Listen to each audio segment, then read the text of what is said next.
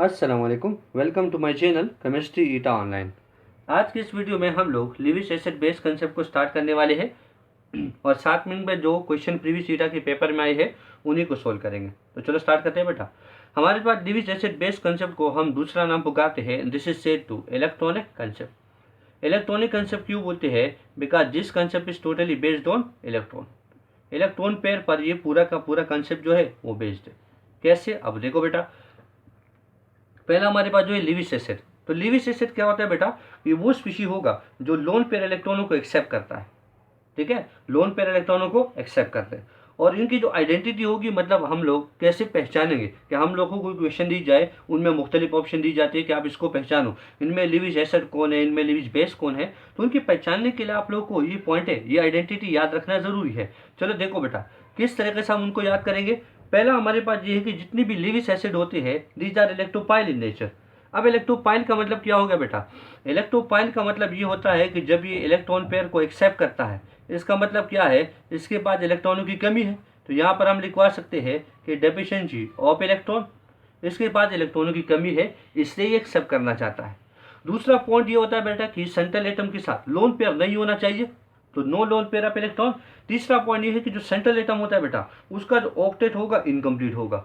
अगर उनके पास lone pair होगा भी पर उनका ऑक्टेट जो हो वो इनकम्प्लीट होना चाहिए। जैसे फॉर एग्जाम्पल मैं लिखवा दूँ Cl+।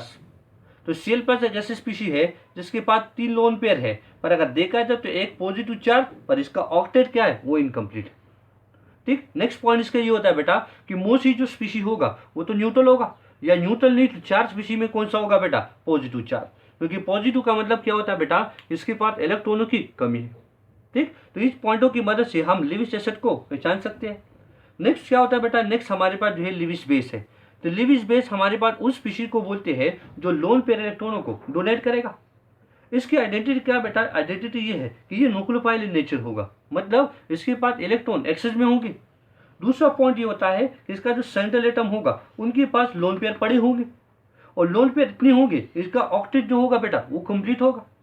नेक्स्ट पॉइंट ये होता है कि स्पीशी न्यूट्रल होगा, और मोस्टली अगर चार्ज की बात करें तो ये कौन सी स्पीशी होगा बेटा? These are negatively charge species.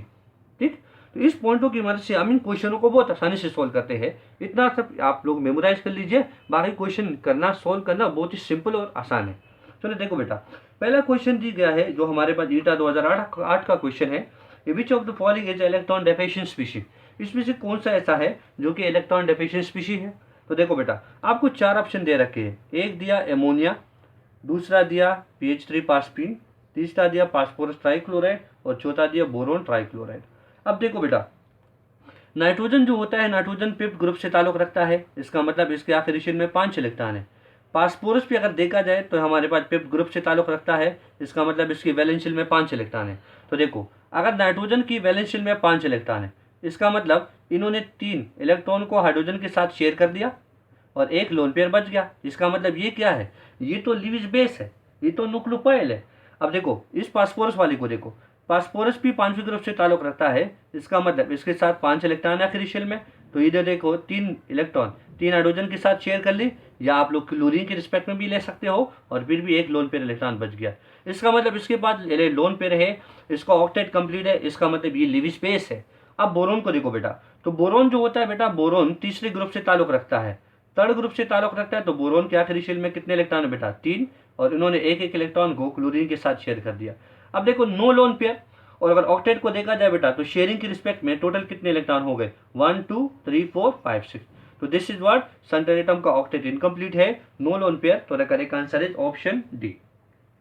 अब नेक्स्ट क्वेश्चन देखो बेटा, क्वेश्चन सेकंड जो हमारे पास ईटा 2014 का क्वेश्चन है उसमें आया है, और क्या पूछा है वो देख लीजिए कि acid is substance which accept. Acid कौन सी सब्सटेंस को बोलते हैं? वो तो आपकी कंसेप्ट, मतलब यहाँ पर जो कंसेप्ट है इससे तो लॉजिक को क्लियर है, पर आप लोगों को मैं थोड़ा और भी डिस्क्राइब कर लेता हूँ। देखो बेटा, इस कंसेप्ट से तो बिल्कुल क्लियर और वाजिब बात है कि एसिड हमारे पास उन स्पीशीज को बोला जाएगा जो क्या करे बेटा? जो इलेक्ट्रॉन पेयर को एक्सेप्ट करे। ठीक है, जो क्या करे बेटा? जो लोन पेयर इलेक्ट्रॉन को एक्सेप्ट कर दे। तो ये बात आप लोगों को लाजमी होनी चाहिए, याद होनी चाहिए कि हमारे पास किसके बारे में पूछ रहा है? इलेक्ट्रॉन पेयर के बारे में पूछ रहा, प्रोटॉन के बारे में नहीं पूछ रहा, एक इलेक्ट्रॉन के बारे में नहीं पूछ रहा, पेयर ऑफ प्रोटॉन के बारे में नहीं पूछ रहा। अब देखो बेटा, अगर प्रोटॉनिक कंसेप्ट की बात करें तो पिछली वीडियो हम लोगों ने बना रखी है। लोरी ब्रोंस्टेड कंसेप्ट, तो लोरी ब्रोंस्टेड कंसेप्ट में हम लोगों ने ये बोल के रखा था कि ब्रोंस्टेड कंसेप्ट के हिसाब से हमारे पास एसिड किस सब्सटेंस को बोलते हैं, तो acid is a proton donor, acid is a proton donor. तो प्रोटॉन डोनर वाली बात इसमें नहीं रखी है, सिर्फ ये पूछा कि वो एक्सेप्ट कर रहा है, तो क्या एक्सेप्ट कर रहा है बेटा, वो इलेक्ट्रॉन पेयर को एक्सेप्ट कर रहा है, तो the correct answer is option ए। अब तीसरा क्वेश्चन क्या पूछा बेटा, उनको देख लीजिए। तो पूछा है कि हमारे पास इनमें से कौन सा कंपाउंड है जो इलेक्ट्रॉन पेयर को डोनेट कर रहा है, उसको लिविज बेस बोलते हैं या न्यूक्लियोफाइल बोलते हैं। Which of the following is not Lewis base, इनमें कौन सा लिविज बेस नहीं है, इसका मतलब कौन सा लिविज एसिड है। तो वही बात देखो बेटा, आप लोग चार ऑप्शन लिख दीजिए। तो हमारे पास हो गया, ये हो गया मिथाइलामाइन, ठीक है, दूसरा ऑप्शन हमारे पास है पास्पीन, तीसरा है एल्यूमिनियम ट्राइक्लोराइड, और चौथा ऑप्शन हमारे साथ क्या है बेटा, वाटर। अब देखो बेटा, हमारे पास नाइट्रोजन पिप्ड ग्रुप से ताल्लुक रखता है, इसका मतलब क्या है कि अगर ये पिप्ड ग्रुप से ताल्लुक रखता है तो आखिरी शेल में 5 इलेक्ट्रॉन, 2 इलेक्ट्रॉन इस हाइड्रोजन के साथ शेयर कर दी एक कार्बन के साथ, तो क्या हुआ बेटा, एक लोन पेयर बचा। Same to same phosphorus, phosphorus भी 5 ग्रुप से पिप्ड ग्रुप से ताल्लुक रखता है, तो आखिरी शेल में 5 इलेक्ट्रॉन, 3 इलेक्ट्रॉन 3 हाइड्रोजन के साथ शेयर कर दी, इसका मतलब एक लोन पेयर बच गया। एल्यूमिनियम को देखो बेटा, एल्यूमिनियम जो होता है वो बोरोन फैमिली से ताल्लुक रखता है, तो boron, aluminium, gallium, indium and thallium. अब देखो बेटा, ये थर्ड ग्रुप से ताल्लुक रखता है, तो आखिरी शेल में 3 इलेक्ट्रॉन, तो देखो बेटा एल्यूमिनियम के पास आखिरी शेल में 3 इलेक्ट्रॉन है, 3 क्लोरीन के साथ शेयर कर दी, तो नो लोन पेयर। तो बिल्कुल वाजिब हो गया कि हमारे पास क्या, ये इलेक्ट्रॉन डेफिशिएंट स्पीशीज है।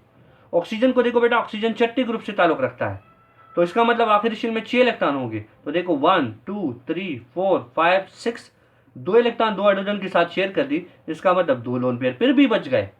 तो the correct answer is what, AlCl3, ये हमारे पास लिविज बेस नहीं हो सकता। अब चौथा क्वेश्चन क्या पूछा बेटा, उनको देख लीजिए। चौथा क्वेश्चन ही पूछा है कि न्यूक्लियोफाइल हमेशा क्या होगा, वो तो क्लियर है, न्यूक्लियोफाइल हमारे पास क्या होता है बेटा, वो लिविज बेस होता है, तो the correct answer is option B. अब पांचवा क्वेश्चन पूछा है which of the following is Lewis acid, फिर से वही 4 ऑप्शन आपको दे रखे हैं, CH3OHO मिथेनॉल, एल्यूमिनियम ट्राइक्लोराइड, तीसरा है अमोनिया, और चौथा ऑप्शन हम लोग को दे रखा है मिथॉक्सी मीथेन या डाइमिथाइल ईथर। अब देखो बेटा, ऑक्सीजन छठे ग्रुप से ताल्लुक रखता है, ऑक्सीजन बिलोंग टू 6 ग्रुप, अगर छठे ग्रुप से ताल्लुक रखता है तो आखिरी शेल में 6 इलेक्ट्रॉन होने चाहिए। तो देखो, एक बॉन्ड हाइड्रोजन के साथ बना दिया, एक इलेक्ट्रॉन हाइड्रोजन के साथ शेयर किया, दूसरा इलेक्ट्रॉन इस कार्बन के साथ शेयर किया, तो बचे बेटा कितना, 2 लोन पेयर। एमोनिया को देखो, nitrogen belong to fifth group, तो मतलब इसकी आखिरी शेल में 5 इलेक्ट्रॉन, तो 3 इलेक्ट्रॉन 3 हाइड्रोजन के साथ शेयर कर दी, एक लोन पेयर फिर से बचा। सेम फॉर ऑक्सीजन, फिर से 2 लोन पेयर बच गए। और अगर एल्यूमिनियम के बारे में देखा जाए तो एल्यूमिनियम हमारे पास जो है वो बिलोंग करता है किससे, थर्ड ग्रुप से, तो आखिरी शेल में 3 इलेक्ट्रॉन होंगे, तो ये हो गया 3 इलेक्ट्रॉन, और इन 3 क्लोरीन के साथ शेयर कर दी, इसका मतलब क्या है, इसका ऑक्टेट इनकम्प्लीट है, इसका मतलब क्या है, these act as a Lewis acid, तो correct answer is AlCl3। Next question हमारे पास जो छठा क्वेश्चन है वो क्या बेटा, वो AlCl3 generally behave, aluminium trichloride generally किस तरीके से बिहेव करता है वो आपके सामने है। इसको ऑक्टेट इनकम्प्लीट है, अगर ऑक्टेट इनकम्प्लीट है तो इसका मतलब क्या है, ये इलेक्ट्रोफाइल है, और जितने भी इलेक्ट्रोफाइल होते हैं बेटा वो हमारे पास क्या होते हैं, these act as a Lewis acid, तो correct answer is option A. इन पॉइंटों को मेमोराइज कर लियो, जितने भी क्वेश्चन मतलब हमारे पास जो लिविज एसिड बेस्ड कंसेप्ट आएगी आप बहुत ही आसानी से उसको सुलझा सकते हो। उम्मीद है आप लोगों को वीडियो अच्छी लगी होगी। Thank you for watching my video. Allah Hafiz.